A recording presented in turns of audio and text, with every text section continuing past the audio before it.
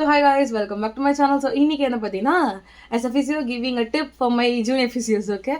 So yes, இன்னைக்கு என்னன்னா எல்லா ஸ்டாஃப்ஸுமே ஒரே மாதிரி இருக்க மாட்டாங்க. Okay, there are some staffs நம்ம ஸ்டூடெண்ட்க்கு வந்து நல்லா நாலேஜை கொடுக்கணும்னு நிறைய ஸ்டாஃப்ஸ் இருப்பாங்க.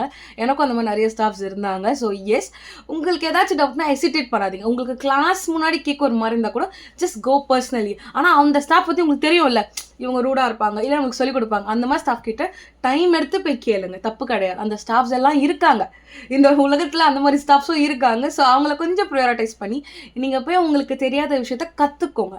இஃப் அப்படி இல்லைன்னா வேறு சப்ஜெக்ட் கேட்டால் பேசிக்காக ஃபிசியோ பிபிடினாலே நம்ம எல்லாமே சம்மந்தப்பட்டது தானே, கண்டிப்பாக அந்த ஸ்டாஃபுக்கு அந்த நாலேஜ் இருக்கும். அப்படி இல்லைன்னு அவங்களே ஃபீல் பண்ணால் உங்களை இன்னொரு ஸ்டாஃப் கிட்ட ரெஃபர் கூட பண்ணுவாங்க. ஸோ எஸ், உங்களுக்கு ஏதாச்சும் டவுட் இருந்துச்சுன்னா தயவு செய்து எந்த ஹெசிடேஷனும் இல்லாமல் just go and ask your staff. எந்த ஸ்டாஃப்னு உங்களுக்கு யார் ஃப்ரெண்ட்லின்னு தோணுதோ அவங்க கிட்ட லைக் ஹெசிடேட்டே பண்ணாதீங்க. இதெல்லாம் இன்ட்ரோவர்ட் ஸ்டூடெண்ட்ஸ்க்கு நான் சொல்கிறேன். Okay, so stay tune.